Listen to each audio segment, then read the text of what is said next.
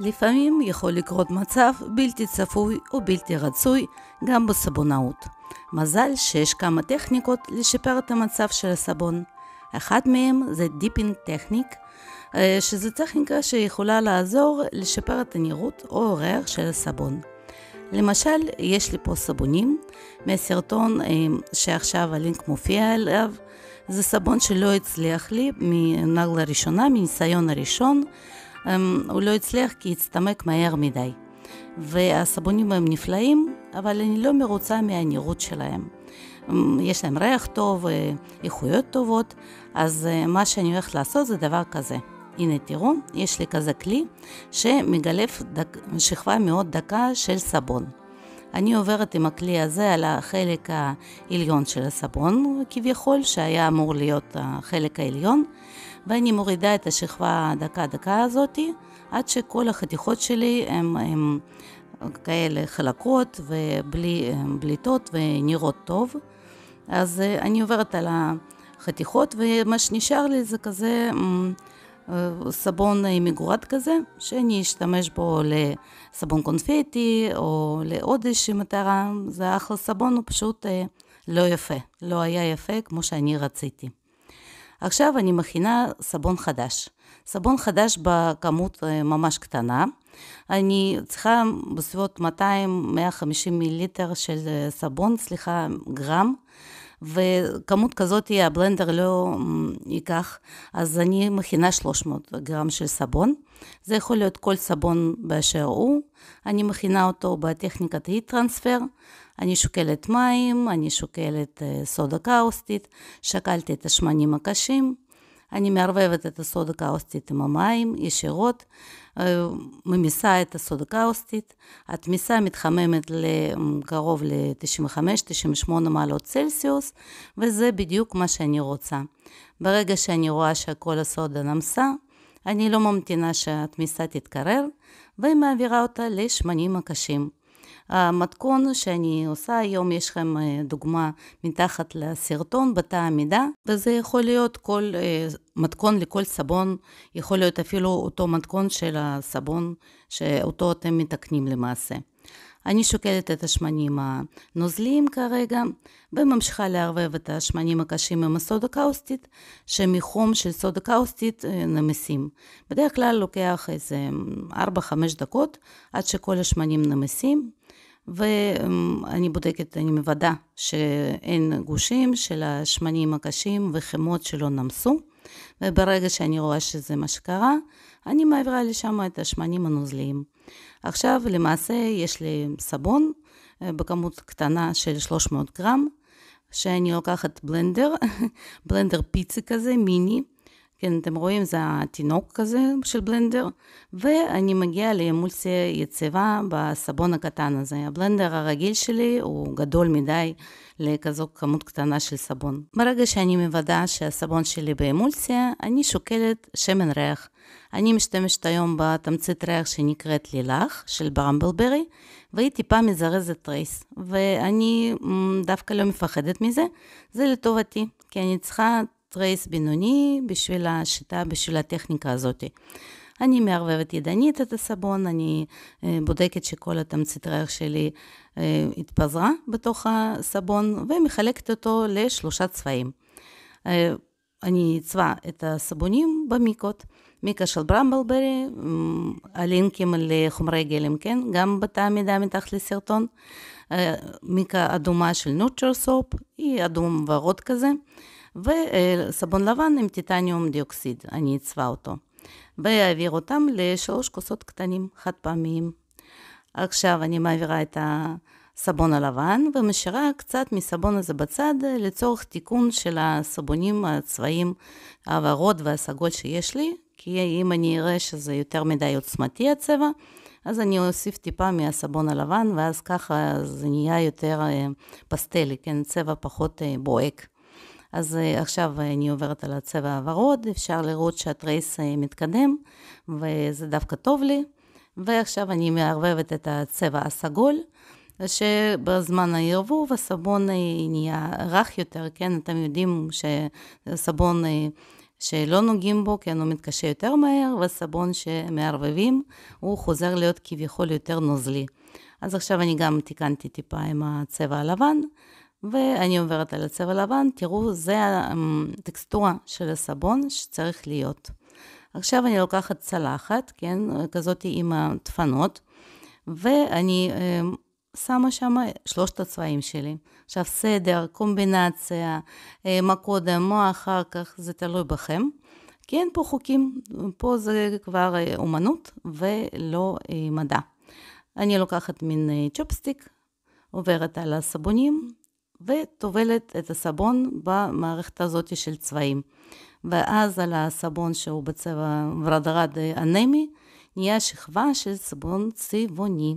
עכשיו אתם רואים, אפשר לסובב, תוך כדי זה שאתם טובלים את הסבון בתמיסה הזאת, אפשר להוסיף עוד צבעים, אפשר לעשות בכיוון אחד, בכיוון אחר, את הסיבוב של הסבון.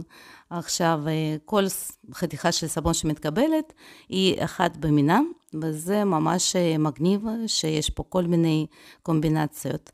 עכשיו תראו, אני לא מרוצה מהסבון שיצא, ואני מנגבת אותו ממש ככה, הכל מתנגב מאוד יפה, ועושה תיקון של צבעים, מוסיפה עוד קצת לבן לפי דעתי חסר, ועוד ורוד ועוד סגול. הרי הצבעים מתערבבים, כן, בתוך כדי טבילה של הסבון. לכן צריך מדי פעם להוסיף עוד קצת סבון צבעוני, נגלה חדשה. אני לוקחת סבון וצ'ופסטיק, עושה מין ערבוב כזה, סבירו, וטובלת את החתיכה של הסבון. לפי דעתי יוצא ממש יפה. ואם אני לא מרוצה, אז אני עוד פעם מורידה את הסבון וטובלת מחדש. ככה אני ממשיכה עם הסבונים, אחד, אני בודקת אותם אם כל אחד מספק את רצוני, הטקסטורה, הדיזיין החדש שמתקבל, ואני מתקדמת עם הסבונים, אין לי מה פה לפחד, ובגדול, זו טכניקה שלוקחת ממש מעט זמן, והסבון החדש שמתקבל הוא ממש יפה. אני טיפה מנקה את הצדדים, כן, את החלקים שבולטים מעבר לחתיכות של הסבון, ושמה אותם, אתם רואים, על קצה של הצלחת. זה מבחינתי כבר סבון שאי אפשר לעשות אותו כלום, הוא מעורבב מדי, ואני אמצא מה לעשות אותו אחר כך. החשוב הוא להיות מרוצה מתוצאה מתקבלת, פשוט ככה, ואם לא, להוריד אותה ולטבול סבון מחדש. עכשיו אני מנקה את הצדדים של הסבונים מהאקסטרה של סבון שנשפך מצדדים. הכוונה שלי שכל הסבונים יהיו באותו קו, כן, שהחלק שאנחנו הוספנו לא יהיה יותר מדי בולט בצדדים. אני פשוט לוקחת ספאצ'ולה ובזווית של 90 מעלות עוברת על האקסטרות ומורידה אותם. אפשר לראות שסבון שומר על הצורה, הוא לא נשפך, זה בערך תריס בינוני. וככה אפשר גם על הדרך טיפה לתקן, אם אתם רואים שיש איזשהו חלק שהוא פחות יפה ביניכם, אז ככה חשוב לנקות את הצדדים, אחרת זה נראה מכוער וזר, כן, על פני הסבון. אחד, הנה אתם רואים, ואפשר עכשיו לראות את השינוי של הצבעים של הסבון החדש, שהוא יפה וצבעוני, והסבון הקודם שאין לו צבע כל כך, והוא אנמי ולא מעניין. אז הנה הסבונים, אני אכניס אותם לתנור מחומם. כמובן שהחלק הדק הזה של סבון שהוספתי, הוא לא יעבור שלב ג'ל, אבל הוא יתמצק מהר ויתחבר טוב לסבון הקודם. הרי הסבון הקודם בין יותר מחודש כבר. אחרי 24 שעות בערך, אני מוצאה את הסבונים מהתנור. תראו איזה יפים, הם התקשו לגמרי, התוספת שלנו, ואני מכינה עכשיו המשך של הקישוט. אני צריכה בשביל זה מכחול, מיקה צבעונית ואלכוהול, ורצוי מאוד גם כפפות, כי זה משהו שדי מלכלך. אוקיי, אז אני לוקחת עכשיו מיקה בצבע זהב, אני אוהבת זהב, ואני חושבת שהוא יעבור פה טוב, ואני לוקחת מיקה ביחס לאלכוהול, 1 ל-1.5. זה יכול להיות גם 1 ל-2, תלוי מה אחוז האלכוהול שלכם, כי הוא הרי מתעדה תוך כדי הטיפול הזה, תוך כדי העיצוב, אז אני מוסיפה עכשיו לכפית של מיקה, כפית וחצי של אלכוהול. ואני אוסיף עוד טיפה, כי נראה לי שזה סמיך מדי. ואני לוקחת מכחול ומערבבת את המיקה עם האלכוהול, ככה שלא יהיה גושים. עכשיו אני לוקחת גם מגש, שבו אני אשים את הסבונים החדשים, אחרי טיפול, וחתיכת נייר, עליה אני אעשה את העיצובים שלי. אני לוקחת סבונים, הנה למשל סבון, ומציירת עליו עם המיקה עם אלכוהול, מדגישה איזשהם נקודות. עכשיו אני כזה עושה טיפות של מיקה, והנה החתיכה החדשה, תראו איזה לוק, תראו איזה שוס. אני לוקחת חתיכה הבאה, ואני גם בה מדגישה איזשהם חלקים, צובעת ומציירת איזשהם דוגמאות, וגם פה אני עושה טיפות של מיקה. איזה חתיך.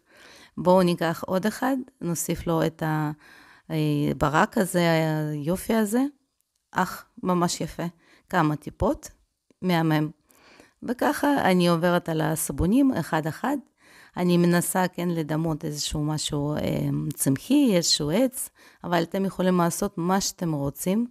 זה, כמו שאני אומרת, אומנות, זה לא מדע. הרצון שלכם לקשט. אני מוסיפה טיפה אלכוהול, כי אני רואה שהתמיסה נהייתה סמיכה מדי.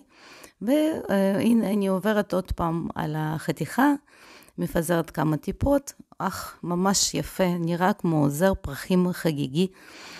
כל סבון וסבון, אני חושב שנקרא לו אביב, כי הוא ריחני בריח של פרחים ממש יפה, והוא בצבעים יפים, אני אוהבת את הטכניקה הזאת, שמצליחה להציל סבונים חסרי תקווה לגמרי, לעשות להם חיים חדשים, לוק חדש, ומראה כזה פשוט מאוד מאוד אופנתי עכשיו, מינימליסטי כזה.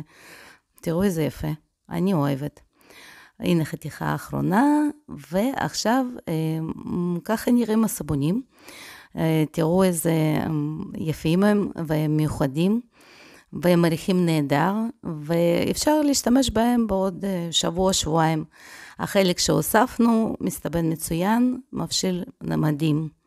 החתיכות, אתם זוכרים שהסבון הצבעוני, שמתי בתבניות אישיות, וכמו בסרטון האחרון שלי, הוספתי ורד, וקיבלתי עוד 2 סבונים כאלה, שסבוני שיש עם ורד, 100,000 בונוס. הנה, זה הסבונים, כמה תמונות אחרונות של החתיכים החדשים, הם מדהימים, אפשר לשחק עם הצבעים, אפשר לשחק עם הטקסטורות, עם הריחות, עם התוספות של מיקה, כן או לא. אני בחרתי ללכת על גוונים של ורוד וסגול, ומה דעתכם? האם אהבתם? ניפגש בסרטונים הבאים, ביי בינתיים.